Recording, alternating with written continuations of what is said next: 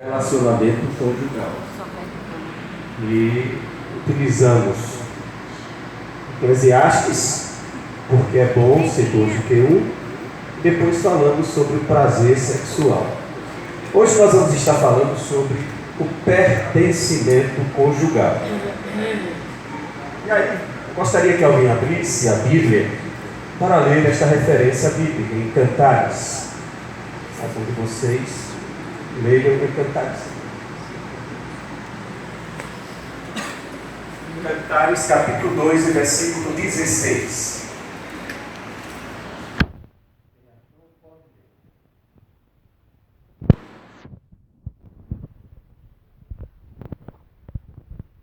Casais tem que ser bom de Bíblia também. Cantares 2, 16. Amém. O meu amado é meu, e eu sou dele. Ele pastoreia entre os rios. Em pertencimento conjugal, a gente vê justamente nas palavras da Sulamita em referência a Salomão. O meu amado é meu, e eu sou dele. Então, um pertence ao outro. A próxima referência também em Cantares. Quem achou primeiro pode ver. A próxima referência em Cantares.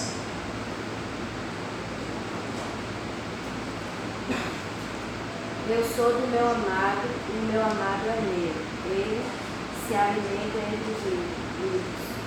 Observe, ela repete novamente esse sentimento de pertencimento. Eu sou do meu amado e ele é meu.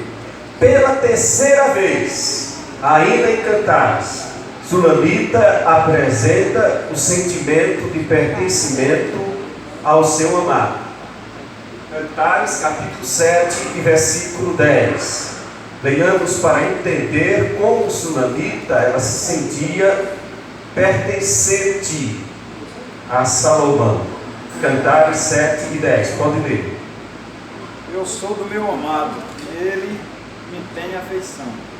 Eu sou do meu amado, e ele me tem afeição. Observe que ela, após demonstrar o pertencimento, eu sou do meu amado, ela também demonstra o sentimento dele em relação a ela. Eu pertenço ao meu amado, e ele me tem afeição. Então ela se sente afeiçoada, ela se sente amada, e esse sentimento faz com que ela se sinta cativa, faz com que ela se sinta aprisionada de uma forma positiva nessa relação, desse sentimento. Porque o relacionamento, meus queridos irmãos, ele não é uma exigência, não é uma obrigação. Para que um relacionamento flua de forma positiva, é necessário que haja esse sentimento de pertencimento de forma singular. A afeição, o amor, o carinho faz a conquista e não uma imposição, uma obrigação. Devemos aprender isto com a Sulamita e aprender consequentemente com Salomão, como a gente tem estudado. Relacionamento leva a um sentimento de pertencimento. Até porque nós encontramos esta relação de pertencer um ao outro desde o início da Bíblia. Em Gênesis está escrito: deixará pai e mãe e unir-se-á a sua mulher, e ambos serão uma só. Ora, se é uma só carne, isto leva-nos a entender que um pertence ao outro de forma tão profunda, tal como um olho está relacionado com o corpo, a boca está relacionada ao corpo. Você não pode simplesmente ignorar que o seu ouvido tem uma importância para você e pertence a você. Se seu ouvido está a doer, você vai sentir. O outro pode até dizer: eu não sinto, porque o ouvido não pertence ao outro, o ouvido pertence a você. Então, enquanto passamos a ter esse sentimento de pertencimento, há um ciclo fechado entre as duas partes, de forma que um passa a sentir o que o outro sente. Então nós encontramos em Gênesis a referência, nós encontramos Jesus também referendando esse sentimento de pertencimento: ambos serão um só. E nós encontramos Paulo também apresentando este mesmo sentimento: deixará o homem o seu pai e sua mãe, unir-se-á a sua esposa, e ambos serão um. Grande problemática no relacionamento de muitos é porque ainda não se sente pertencente um ao outro. Não sai de casa, não corta cordão umbilical, não desenvolve o sentimento de pertencimento de um ao outro.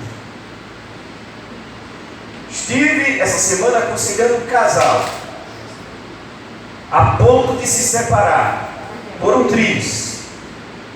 Grande problemática.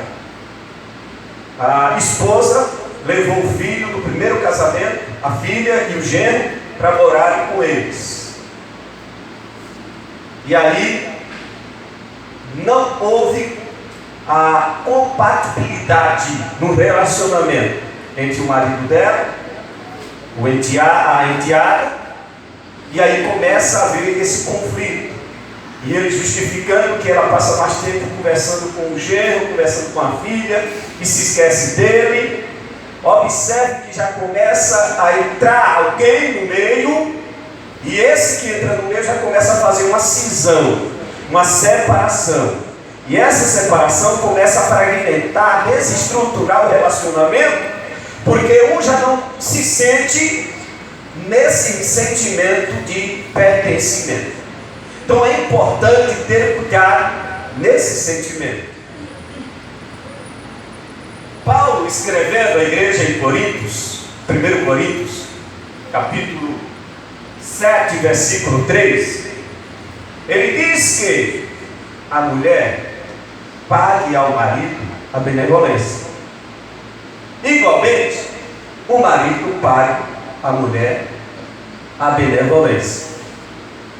Ou seja, no relacionamento, um é devedor para com o outro.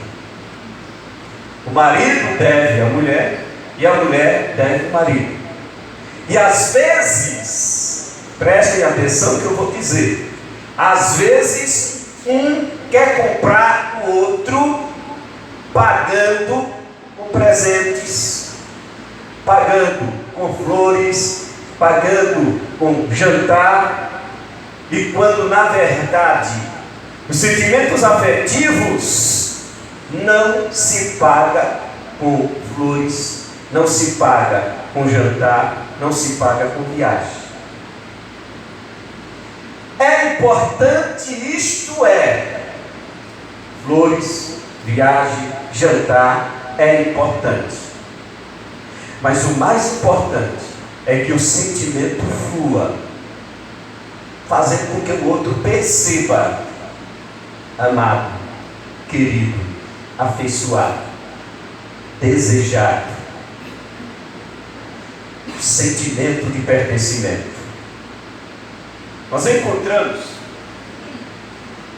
Jeremias, capítulo 17, versículo 11. Não pertencimento é como a perdiz que choca ovos que não são dela. Os ovos estão com a perdiz. Ali tem uma foto de uma perdiz chocando.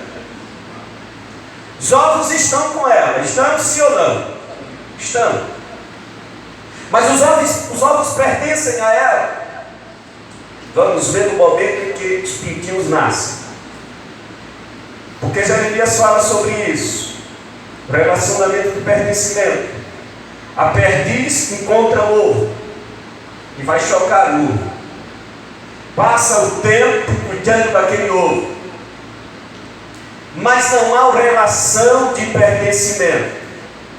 Os pintinhos nascem, mas quando a mãe que colocou aquele ovo, ela começa a dar os seus gritos chamando os pintinhos, o que foi chocado pela perdiz não vai ficar com a perdiz, corre à procura do chamado da verdadeira mãe, porque ele passa a entender o sentimento de pertencimento.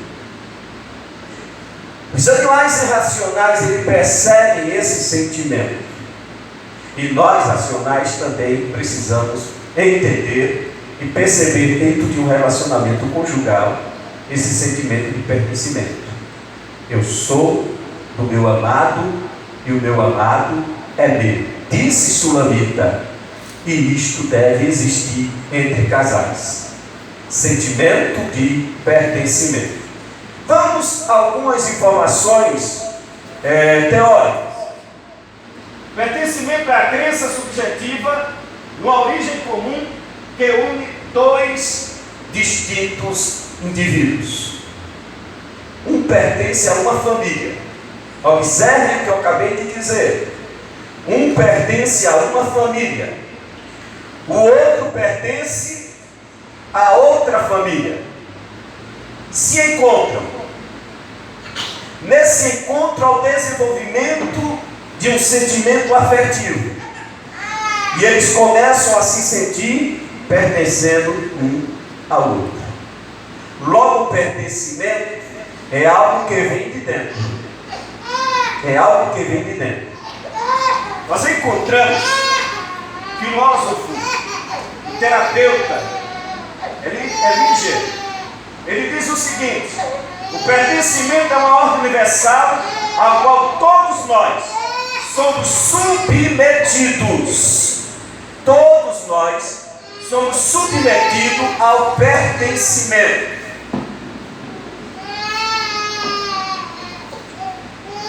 Filósofo Elige, ele é o criador da constelação familiar, uma teoria que fala sobre a constelação familiar. Une o casal, tem os filhos se unem a outros, a família se expande, mas pertencem àquela clã, pertencem àquela família. É formada uma constelação familiar. E ele diz o quê? Pertencimento é uma ordem universal a qual todos nós somos submetidos, independente de estarmos em concordância com este fato ou não. Ou seja, a lei do pertencimento está enraizado em nosso DNA. E nós, a partir da concepção, passamos a pertencer ao nosso clã familiar e passamos a ser influenciados por tudo aquilo que diz respeito a ele. E aí a gente percebe porque às vezes no casal a esposa começa a apresentar um comportamento parecido com o esposo, e o esposo começa a apresentar um comportamento parecido com a esposa, porque no sentimento de pertencimento aflorando e potencializando esse sentimento, então começa a desenvolver comportamento similar. Eles estão afinando o relacionamento. Apesar de uma lei antiga que diz que os opostos se atraem, já ouviram essa lei? Os opostos se atraem. E é importante os opostos se atraírem. Por quê? Imagina duas pessoas totalmente introvertidas, uma calada e a outra mais calada ainda. Não daria um sorriso, o tempo todo calado. Então, quando os opostos se atraem, um é calado e o outro extrovertido, e aí se completa. Um é mais calado, o outro é mais conversador, se completa. Agora não pode dois serem brigão. Um vai ter que ser apaziguador E aí entra a questão de alguém ter que perder em algum momento. Porque quando um está com cabeça quente, o outro coloca água. Não coloca gasolina, pelo amor de Deus. Porque se tiver com cabeça quente, jogar gasolina inflama mais ainda. Então, nesse relacionamento deve ter cuidado os sentimentos a serem apresentados. Que é que o psicólogo norte-americano Frederick Skinner fala. Ele é o introdutor do conceito do condicionamento operante. Ele declara que o hábito de buscar dentro do organismo uma explicação do comportamento tem que observar as variáveis que estão ao alcance de sua análise científica. Obscurecer as variáveis. Essas variáveis estão fora do organismo, em seu ambiente imediato e em sua história ambiental. Não há como, cientificamente, fazer uma análise interna. É abstrato. E abstrato não tem como mensurar no campo científico. Mas ele explica que o ser humano está propenso a mudanças. E essas mudanças se enquadram justamente conforme o que melhor lhe entende, lhe satisfaz e se encaixa nele. É justamente o que acontece com o pertencimento. Pertencimento é como se fosse a chave e a fechadura. Cada fechadura tem uma chave correspondente. Não adianta querer colocar a chave que abre a porta da frente para abrir a porta lateral. Porque a chave que abre a porta da frente foi feita para abrir a porta da frente e não para abrir a porta lateral. A chave que abre a porta lateral foi feita para abrir a porta lateral e não para abrir a porta da frente. Cada fechadura tem a sua chave. Isso é pertencimento. A chave pertence àquela fechadura. No relacionamento conjugal, o marido pertence à esposa e a esposa pertence ao marido. Então Paulo diz: marido, pague a sua esposa a benevolência. Mulher, pague ao seu marido a benevolência. Como isso acontece? Condicionamento, segundo Skinner. O dia a dia. Todo relacionamento, todos os casais, os primeiros dias, os primeiros meses e até os primeiros anos são complicados. Porque eles viveram pertencente a uma família. E naquela família eles já tinham os hábitos, já tinham os seus costumes. Ele sai daquela família para se juntar ao seu companheiro, à sua companheira, que também tinha uma família, pertencia a uma família, e que tinha os seus sentimentos, que tinha os seus hábitos, os seus costumes. Agora os dois se unem, um pertencendo ao outro, precisa adequar-se à realidade, precisa viver a realidade. No relacionamento, você não pode viver como vivia na casa dos seus pais. Houve uma mudança e você precisa se adequar a esta mudança. Estão dando para me entender? Muito bem. Jung, psiquiatra, psicanalista, teólogo, filho de pastor, eu admiro muito Jung.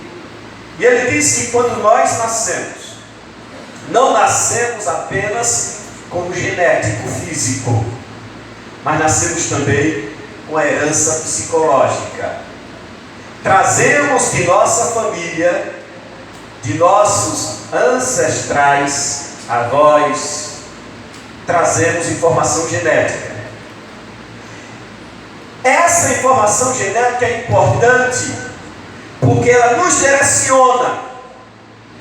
E aí nós buscamos alguém que se encaixe em nossa vida.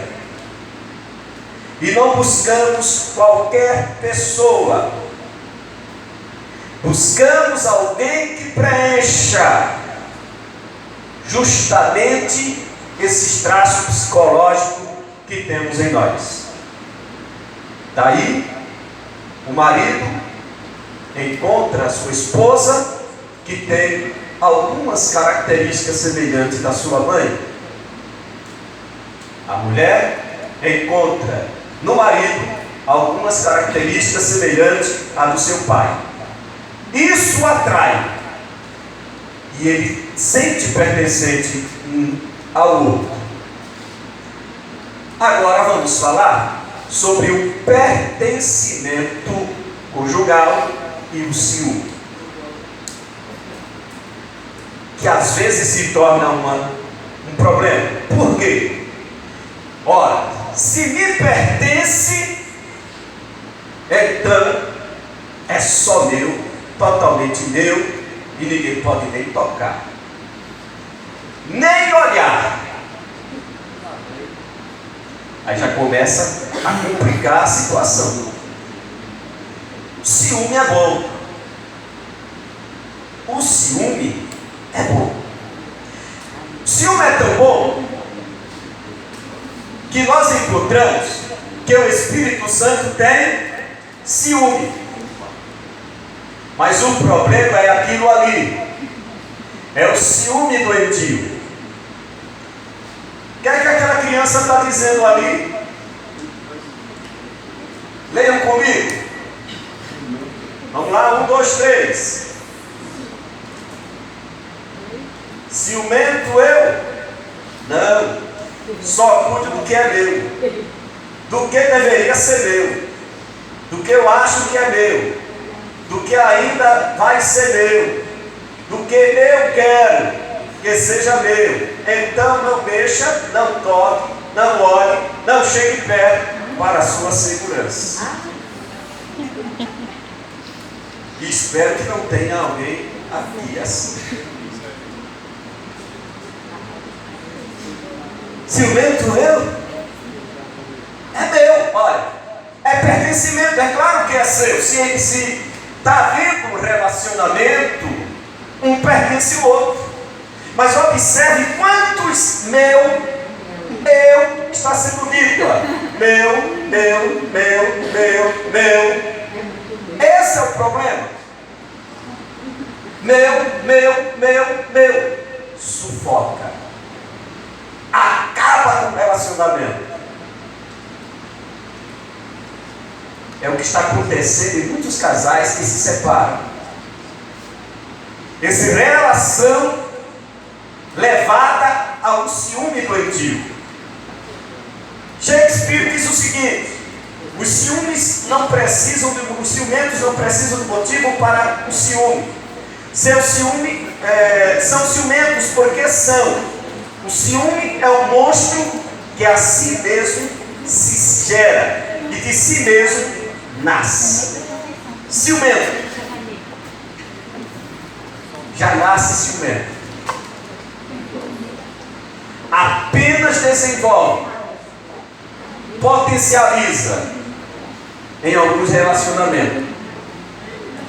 A criança já desenvolve o ciúme. É meu.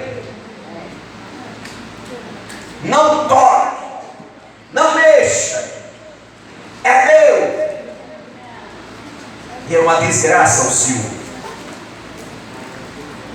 A Bíblia diz que o Espírito de Deus tem ciúme. Tiago, capítulo 4, versículo 5.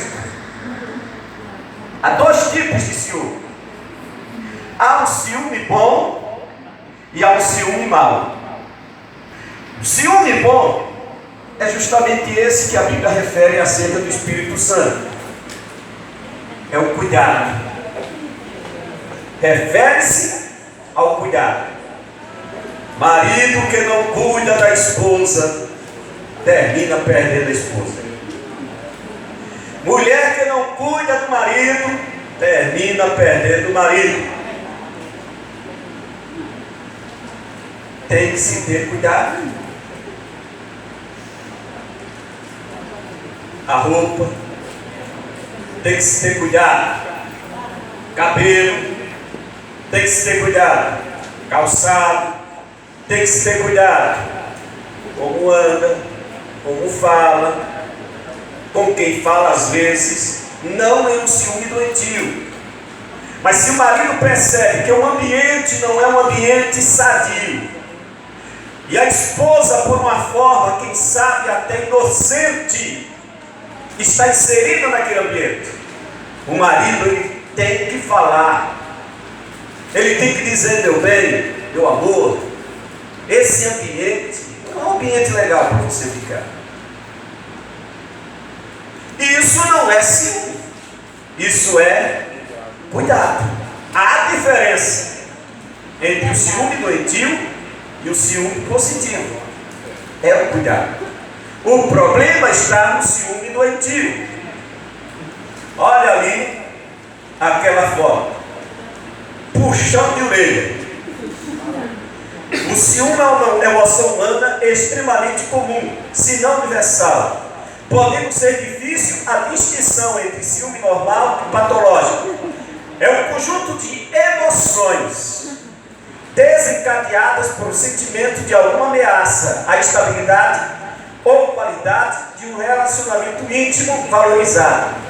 As definições de ciúme são muitas, tendo em comum 3 aspectos elementares. Primeiro, ser uma reação frente a uma ameaça percebida.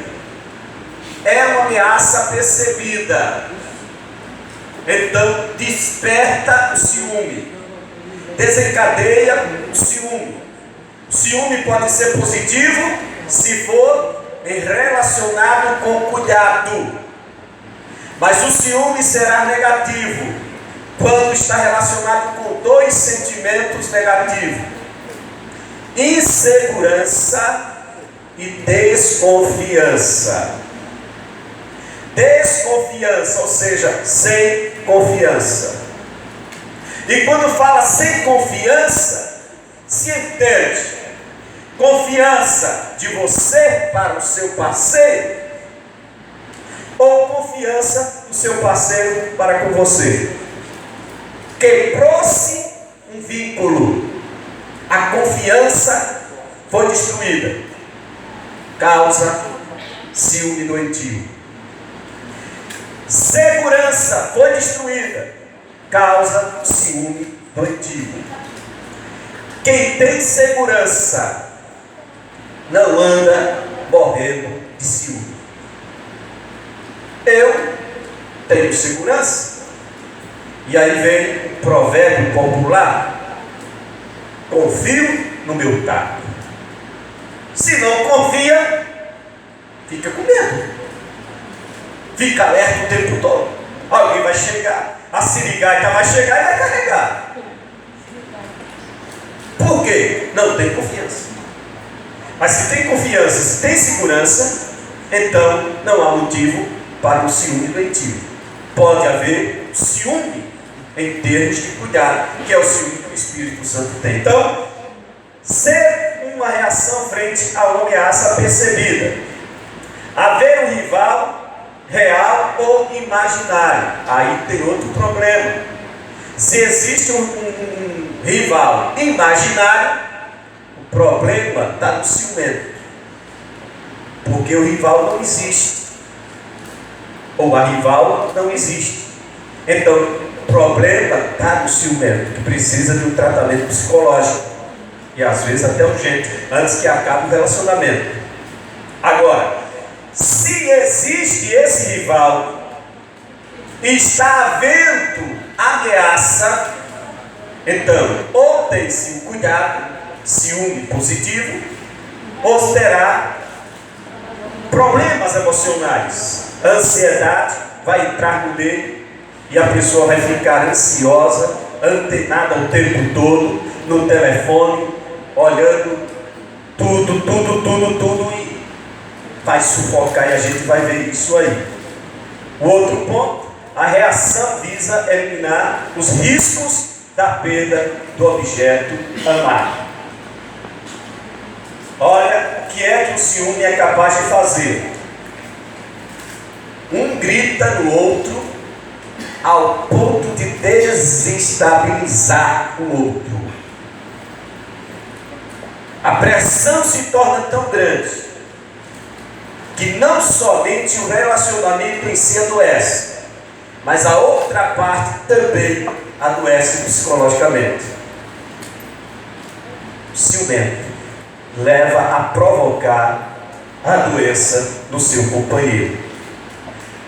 O conceito de ciúme mórbido, patológico, compreende vários sentimentos perturbadores, desproporcionais e absurdos, os quais determinam comportamento inaceitável ou bizarro. Em psiquiatria, o ciúme patológico aparece como sintoma de diversos quadros, desde o transtorno de personalidade até doenças francas, doenças psicológicas. Acontece pela reação do ciúme. Vocês estão lembrados do caso dessa jovem? Aloá, é isso? Estão lembrados? O que levou o namorado dela a matar? Ciúme. O ciúme leva à morte. Jean-Baptiste diz: um acesso de ciúme pode levar o homem a cometer ações tão indignas que, uma vez passada a vertigem da suspeita, ele se encontra grandemente envergonhado. Mas já cometeu o ato, já apresentou o delito, e aí já foi. Antes deveria ter cuidado para não se tornar escravo do ciúme.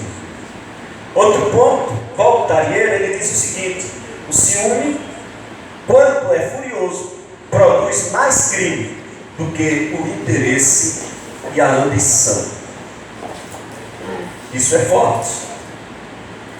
Ambição e interesses são causas de mortes, de guerras, de conflitos.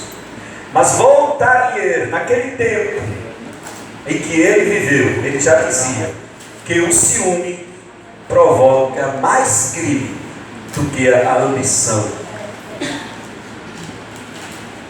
Paulo Mategazza diz o seguinte: o ciúme sempre espiona, sempre duvida, sempre sofre, indaga no passado, no presente e no futuro. Nas carícias, busca a mentira. No beijo, procura a indiferença. No amor, teme a hipocrisia.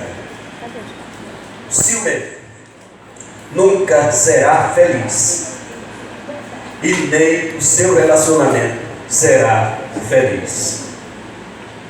A existência do ciúme no relacionamento desestabiliza o relacionamento e tira todo o amor e todas as vantagens positivas que o relacionamento possa produzir. Ciumento jamais encontrará alguém que lhe satisfaça e que sinta felicidade, prazer no relacionamento. É uma doença psíquica que destrói relacionamentos. É o ciúme. Calderon diz: para o ciumento é verdade a mentira que ele vê. Ele não está vendo, o que ele está é apenas imaginando, mas o que ele imagina ele diz que é verdade.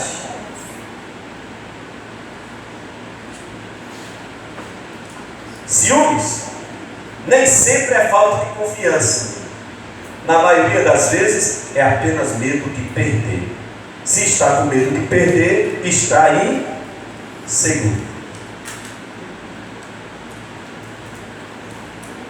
Veja essa mulher no telefone, ligando imediatamente para o marido, porque encontrou no seu Facebook, ele adicionou alguém. Ela não sabe nem quem é esse alguém, mas ela já está perguntando: quem é essa Cibele Santos que você adicionou?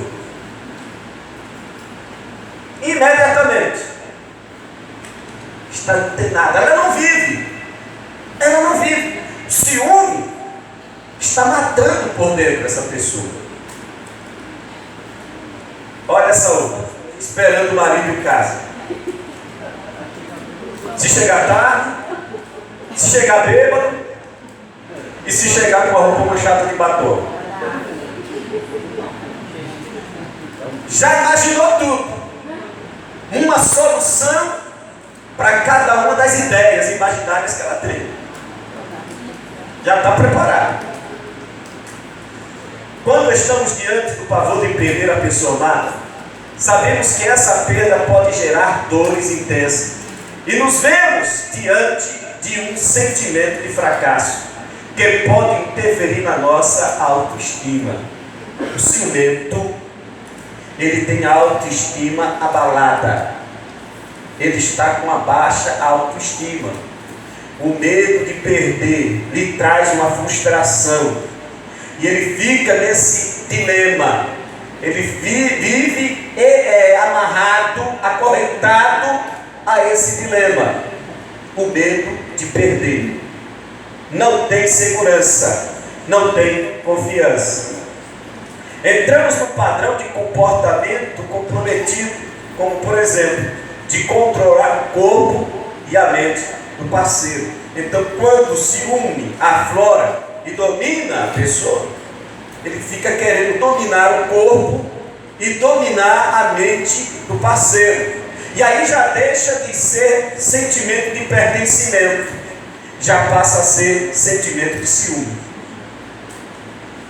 Temos que ter o sentimento de pertencimento, mas não podemos ter o sentimento de ciúme. A pessoa dominada pode se sentir sufocada e podemos perder o amor e a admiração que essa pessoa tem por nós. Imagine, se seu parceiro, se sua parceira, o tempo todo acompanhando você passo por passo. Você não pode nem respirar. Está pensando em quem?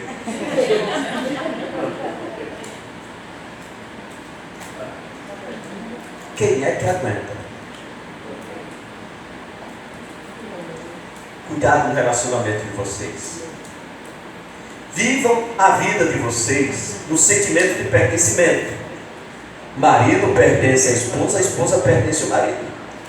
E conforme nós lemos, Paulo orienta: cada um pague ao outro a benevolência que é devida. Mas não deixe ser levado por um ciúme doentio. Tenha cuidado. Cuide do outro. Arrume o outro. Produza junto o outro. Olha, essa roupa não dá. Viste essa outra? Eu gosto muito de perguntar à minha esposa, né, as gravatas que combinam com o meu terno que eu vou usar. É outro olhar. Pertenço a ela. Ela me pertence. Eu cuido dela e ela cuida de mim. Agora eu não posso sufocar. É meu, é meu, é meu. E se alguém ao menos imaginar em tocar, vai se ver comigo. Isso foge do normal, foge do proporcional. Olha ali, uma conversando com a outra. Seu marido é ciumento, a outra diz: um pouquinho. Olha a situação dela. Amarrado na corrente, coleira no pescoço, um pouquinho. E se fosse muito? Era dentro de uma jaula, não saía nem de casa. Vocês sabiam que tem pessoas ciumentas, tão ciumentas, que não permitem o seu parceiro, a sua parceira nem sair de casa? Tem que estar em casa o tempo todo, tem que estar em casa, tem que estar em casa. Isso sufoca. Leva ao desgaste no relacionamento. E não desenvolve um bom relacionamento. Estar livre de controlar os passos das pessoas amadas é um sinal de saúde mental. Permitir sentir o ciúme com a sua verdade, mas não com a verdade de um relacionamento, pode ser um caminho mais viável para conter as dores mais intensas. Precisamos confiar e acreditar no amor para acreditar em nosso parceiro e construir um relacionamento saudável. Acredite no amor que vocês têm um pelo outro. Confie no amor que vocês têm um para com o outro. Porque no momento em que a desconfiança chegar, no momento que a insegurança chegar, vai desestabilizar o relacionamento. E vocês estarão fadados a um divórcio. Estarão fadados a ruir o relacionamento de vocês. Fortaleça o relacionamento de vocês. Não permita que pensamentos negativos penetrem entre vocês. Que vocês pensem positivo um para com o outro. Que vocês valorizem um ao outro. Tendo esse sentimento de pertencimento, sabendo que um pertence ao outro, e não importa se alguém olhar ou deixar de olhar, você precisa ter segurança no amor que sente por ele e que ele sente por você. Você precisa dizer, como disse Sulamita acerca de Salomão: eu sou do meu amado, e o meu amado é meu. Quando sabemos exatamente quais são os nossos valores e os nossos limites, temos maior domínio sobre nós mesmos, mais controle das emoções, e esses são os fatores que podem favorecer e fortalecer a união conjugal. Conhecer você, valorizar você, ter autoestima acerca de você. Eu ouvia de uma jovem senhora com problemas emocionais já desenvolvido por causa de separação com seu marido, e que já estava acostumada a voltar para casa e se separar, voltar para casa e se separar.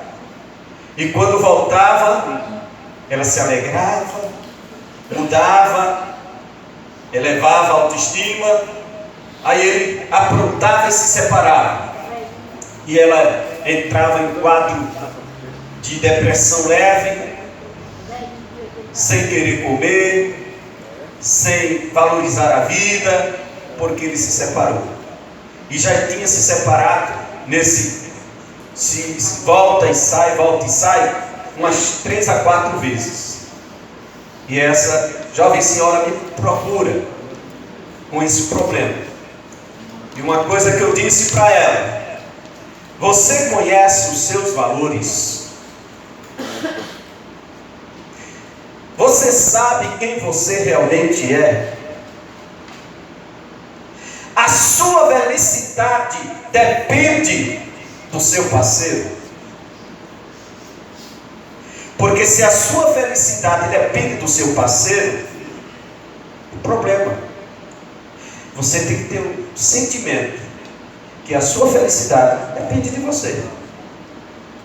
Você tem que ter o sentimento de sua valorização.